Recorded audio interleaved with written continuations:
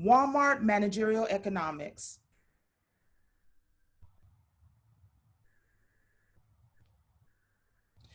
We are Team 8. I would like for you to meet our team. We have Tim Erickson. We have Dana Perkins Richardson. We have Nicole Andrea Jones. We have Kionnis Bell and Nicole Woodsen. Our company is Walmart. So let's talk about their overview. From humbling beginnings as a small discount retailer in Rogers, Arkansas, Walmart has opened thousands of stores in the United States and expanded internationally. Through innovation, they have created a seamless experience to let customers shop anytime, anywhere online, through mobile devices and in stores. Walmart has created opportunities and delivers value to customers and communities around the globe. Walmart operates approximately 11,500 stores under 56 banners in 27 countries and e-commerce websites in 10 countries. And it employs more than 2.2 million associates around the world, with nearly 1.5 million in the United States alone.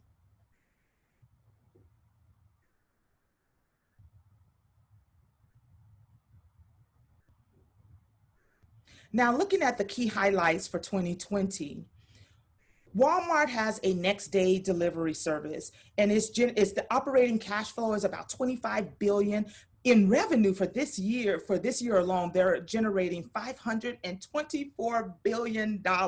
They have 6,100 pickup and delivery locations globally. And they launched their next day delivery service called Walmart Plus. So those are just some key highlights for 2020. They are definitely busy.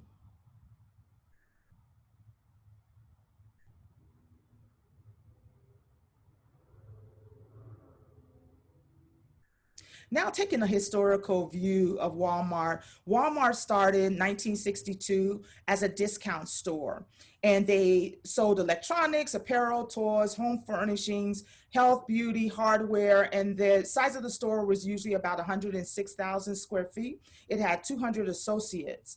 Now, 1988, they opened the Walmart Supercenter, and that was a one-stop shopping experience by combining a grocery store, fresh produce, bakery, deli, dairy products with electronics, apparel, toys, and home furnishings. Open 24 hours a day.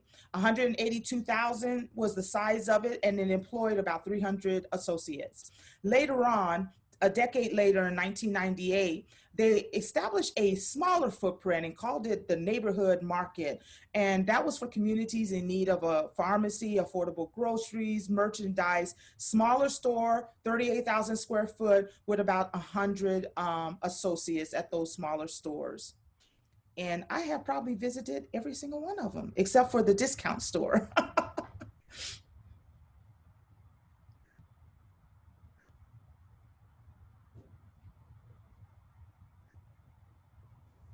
As for Walmart's target market, of course, they began to expand their international, but everyone knows they're known for being on the homeland. Uh, their demographic ranges from all ages, especially from 20 to 35, male or female. And obviously, they always like to accommodate those of the middle class and the lower class, such as students, manual workers, floor level employees, et cetera, et cetera. So they try to implement saving money by having lower prices, as well as always having products that everyone would need, such as during the pandemic, of course. So with that being said, they always chase after the lowest income. Now we'll talk about changes in consumer demand during the current economy. Factors that are under consideration are increased demand because of consumer perceptions and fears. Many of us witnessed the surge in demand firsthand when we saw nearly all retail stores empty of commodities such as toilet paper, household cleaners, and bleach. Secondly, Walmart experienced increased demand through lifestyle changes. Through the new pandemic culture, people were forced to spend more time at home.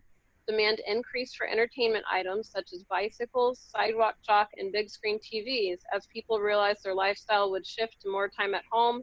More home goods began pouring out of the stores. Consumer income changes also affected demand. The introduction of a stimulus check into our economy meant many people went straight to Walmart to buy home entertainment, computers, and more televisions. Also, much to the dismay of some consumers, there were people who were making more money weekly from unemployment than they were if they were to go to work.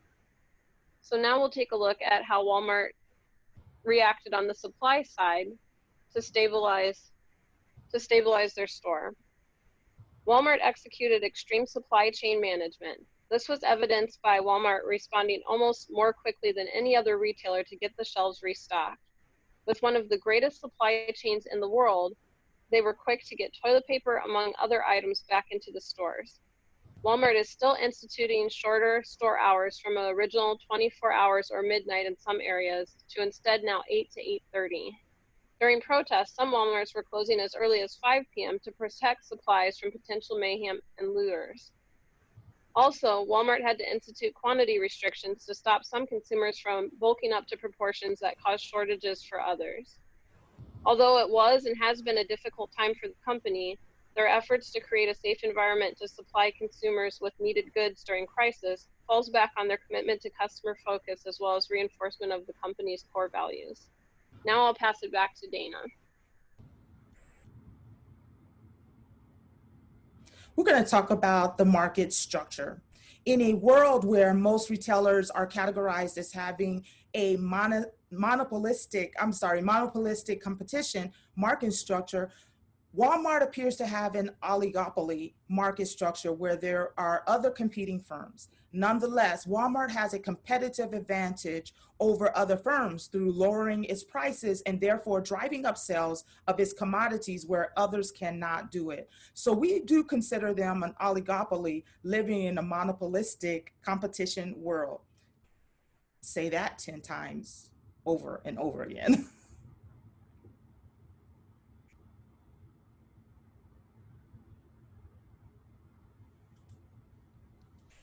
Over the last decade, interest rates stayed low. Unexpectedly, inflation also remained low. This led to an increase in consumer and government borrowing, which raised the national debt. Because servicing the debt was inexpensive, there was less concern to bring it back in line. Globalization changed trade, capital, and investment patterns.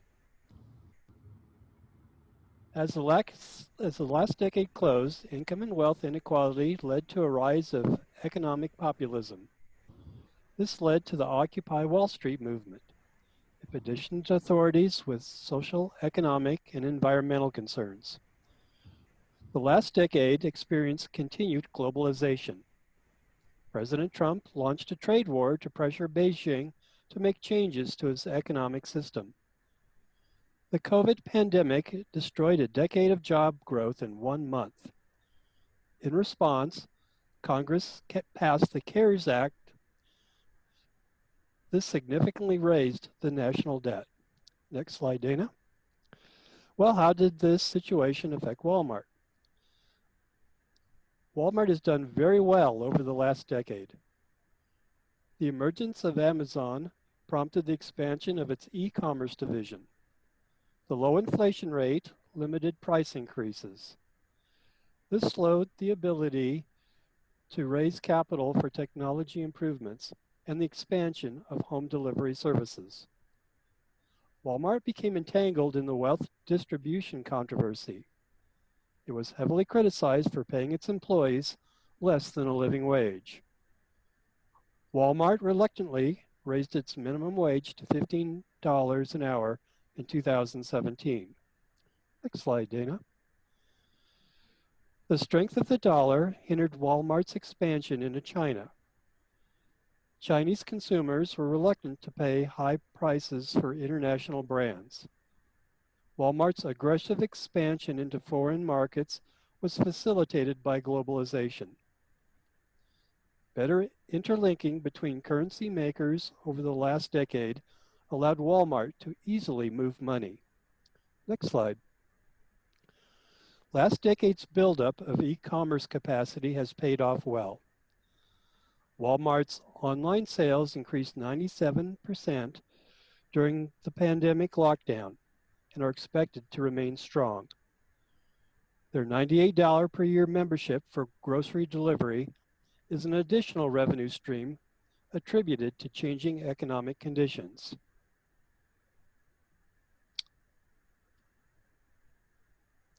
Next slide.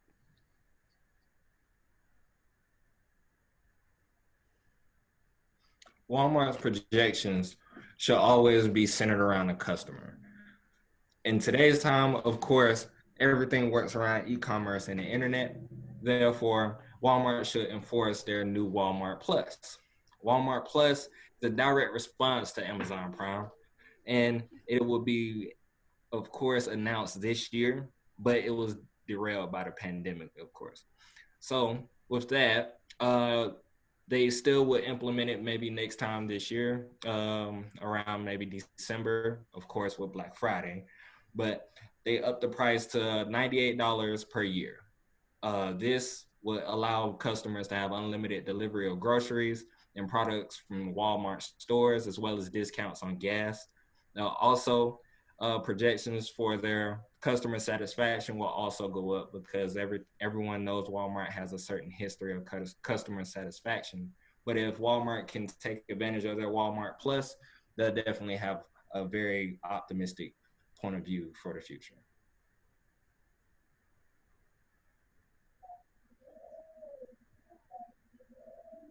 So now we will look at the recommendations that we have for the company based on the information that we just reviewed.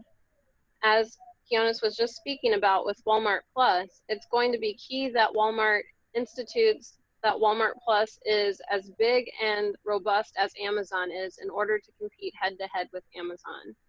Walmart Plus will have to be a new project that encompasses all of the company's values and all of the convenience that relies on Walmart's supply chain. Through Walmart Plus, they will be able to use that system in a same-day delivery mode for not only just groceries, but many products in order to truly compete. The second item that we took a look at when we were recommending courses of action for the company in order to continue growth in the future is the ease of returns. In order to be truly competitive with other stores that make returns so easy, for example, with Amazon, returns can be as simple as calling a UPS printed label to your house and having the item removed if it for some reason doesn't work out. Walmart's going to have to follow suit, if not best that practice in the industry in order to remain competitive. Currently, there are a lot of restrictions that are in place with returns that make it very difficult to make a return without a receipt or after a certain amount of days, and other restrictions that customers do not really want to be bothered with, especially considering Walmart's target market of younger consumers who don't really care about the bureaucratic red tape that days of old were customary.